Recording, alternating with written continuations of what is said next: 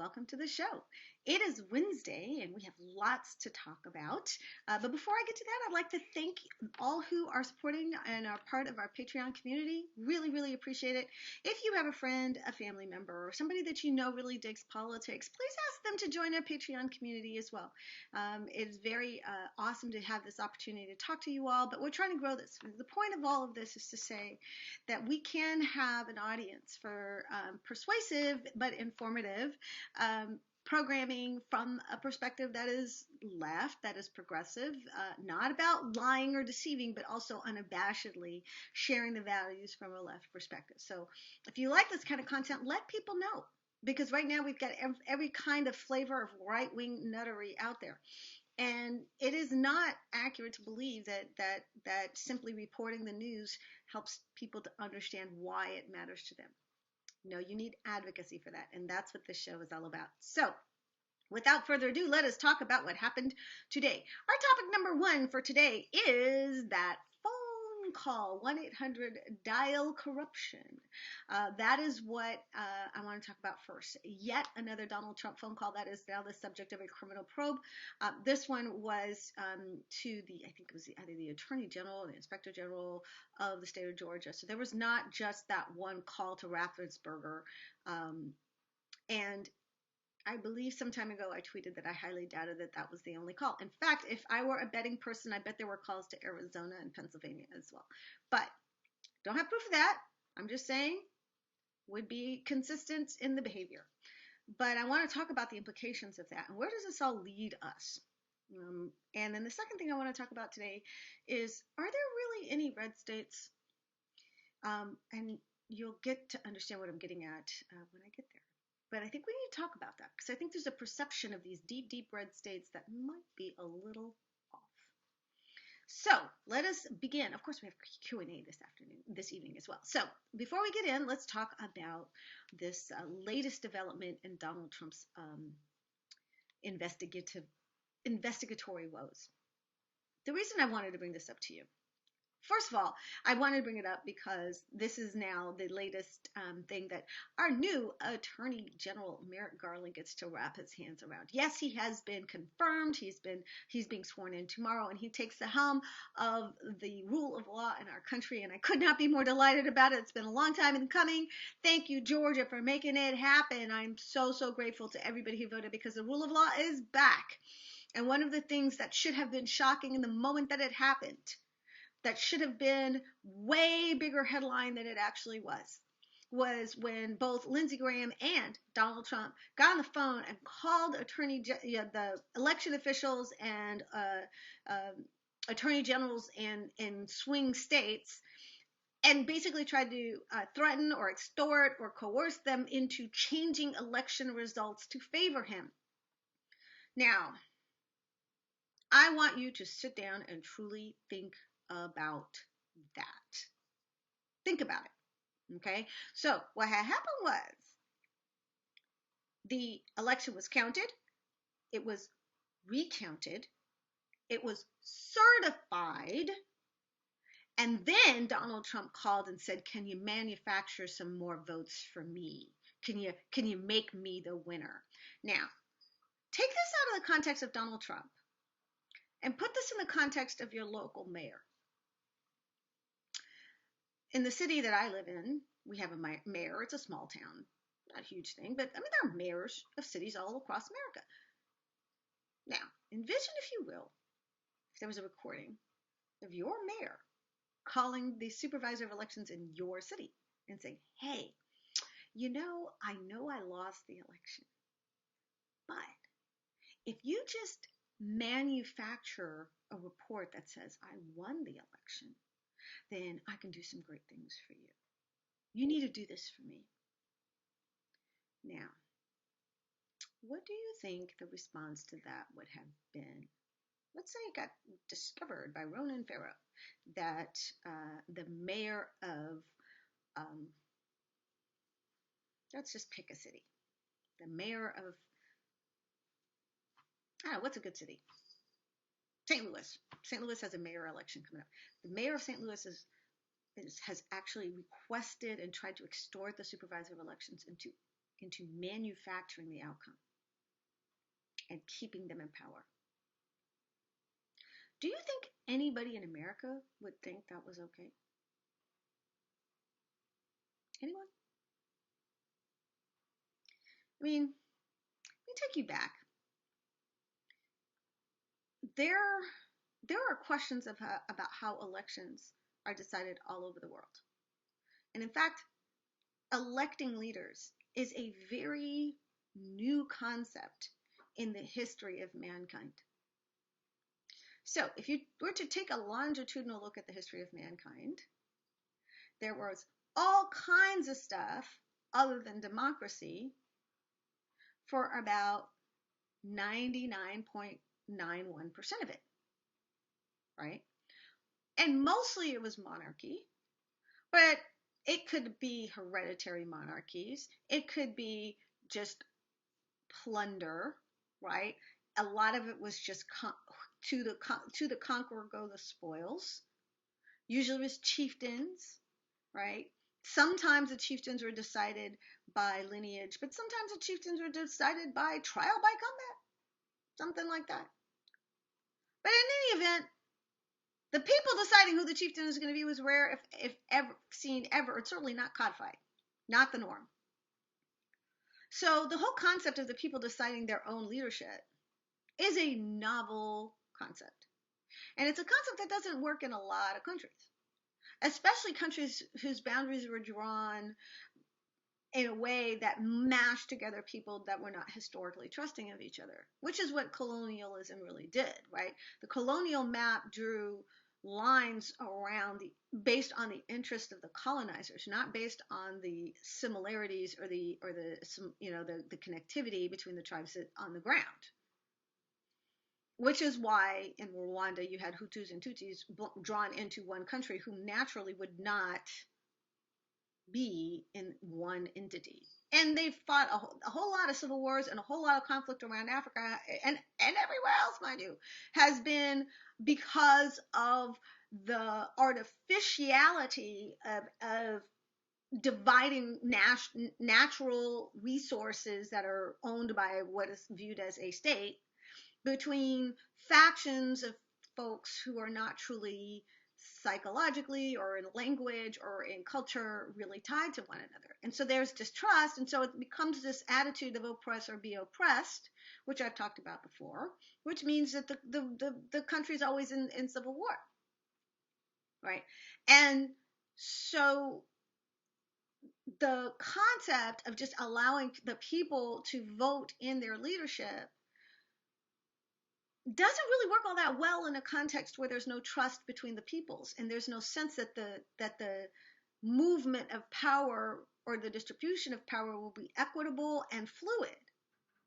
Really what happens is that when one party gets power, it refuses to yield and to give it back to any other group, and therefore there's always conflict around that.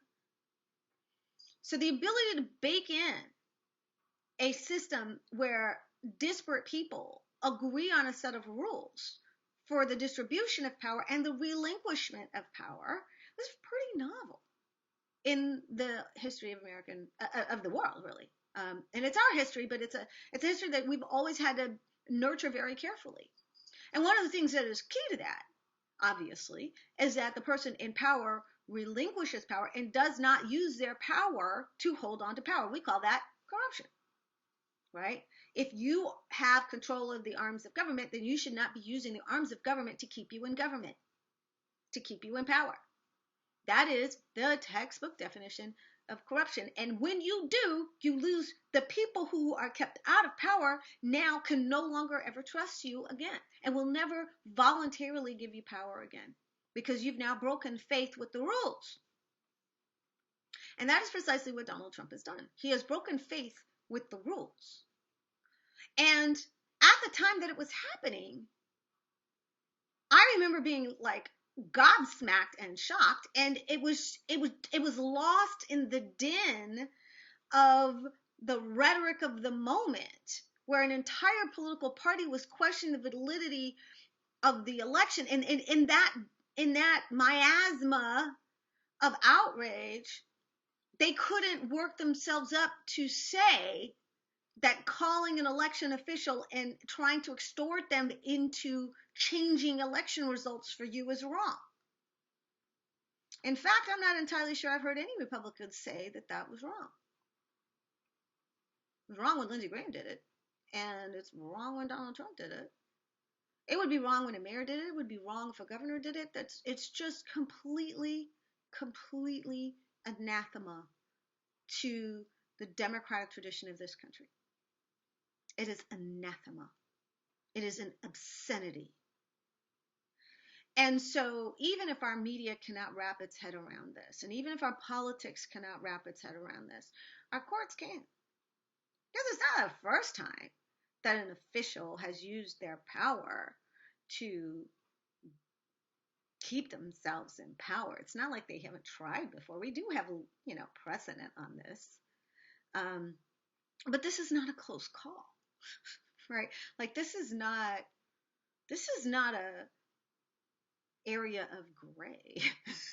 This is as Bigfoot in a china shop crashing through.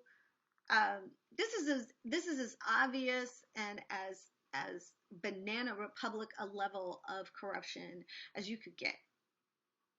I mean, stuffing ballot boxes is more sophisticated than calling an election official and asking them to just change a result.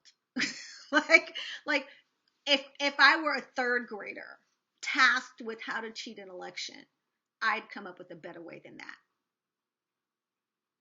So now this is in the hands of people who are charged with enforcing the law under the greater rubric of an attorney general who now is in control of a lot of things, and a lot of people who felt like they would have maneuvered one way had Donald Trump remained in power are now maneuvering in a completely different way because there's nothing politically in them for them to maneuver that way.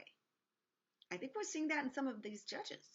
I think some of them are on lifelong appointments, and now they're kind of like, well, since the former guy's not in power anymore, there's really not a whole lot in it for me to kind of keep barking up that tree. I'm going to kind of pull back, right? Because they don't want to find themselves in the crosshairs of investigations either. So I just find it very remarkable that this has not garnered the kind of media attention that it ought to. But I believed when it happened that this was the neon red sign, flash bang, boom, are you kidding me, liability and exposure that would end Donald Trump's hopes of ever getting back into politics. People were like, oh, he's going to run in 2024. And I was out there going, the hell are you talking about? In what universe do you think this guy's running in 2024? He's going to be in jail. They're like, well, they would never put a former president in jail. I'm like, no former president has ever gotten caught red-handed trying to extort a supervisor of election into changing election results for them. That's novel too. So exactly what are you going to do with that? I mean, I just want to walk you through this. There's no question he said this stuff. It's recorded. There's no question of what his intentions were. It wasn't plausible deniability. So my question is, if you present that to a jury, what jury is going to say we're okay with that? If they said that they were okay with it, the judge would probably nullify the jury. Because there's no law in America that allows you to be okay with that. Sorry. So what's the theory here? You present the case, he gets convicted, and you just choose not to sentence him? Well, I don't understand how this works. I'm trying to figure out what's the out here. He can't even claim that he didn't know it was illegal because he had legal counsels on the call with him. That's why I was just blown away by the lawyers that decided they were going to participate in this, because they moved out of legal counsel into co-conspirator. You're an accessory when you sit on the phone while your client tries to extort a supervisor of elections into faking election results for you. I'm just trying to figure out, just take it out of the political context for a moment and put it in the context of a court. Think of Law and Order. Like, you watch a lot of Law and Order. We all do. Can you imagine presenting the case to the jury and saying, here's the recording of what he said. He had legal counsel there with him, helping him say this, and he's literally asking the supervisor to find votes for him and declare him the winner. But, Your Honor, he's innocent. I mean, what do you do with that? How do you even, so that's why I'm saying I always believe that his exposure was just enormous here, not just on January 6th. And this is just one of the things that his legal exposure is enormous on, right? Tax fraud, embezzlement. Like, he's got major criminal exposure. That's not even beginning with the rapes and the sexual assaults. Like, the civil liability that he's exposed to, Jean Carroll. I mean, there are so many. This guy is going to be hunkered down trying to keep his ass out of jail for the next 50 years. Don't tell me he's going to be running in 2024. He's not. The problem is, for the GOP, what's their better answer? Who they going to run that's going to generate the kind of excitement in crazy right-wing space that he does? I mean, yeah, there are ideologues who are as racist and twisted as he is, but they don't have a cult of personality that he does. I mean, can you imagine a rally for Tom Cotton or Mike Pompeo? Come on. That just doesn't work. So, I mean, yeah, the wheels are definitely coming off of the Trump bus, but I don't think people are really processing what this really means. And that's why you find out on this show. But what it really means is this dude is in hot water. And there's no way out. There's no way out of that. So that kind of delights me today. Moving on to topic number 2. If you like what you just heard, you can find out so much more and hear so much more on my Patreon channel, patreon.com/PamKeithFL. That's where you hear the rest of this discussion, and there's lots more to share.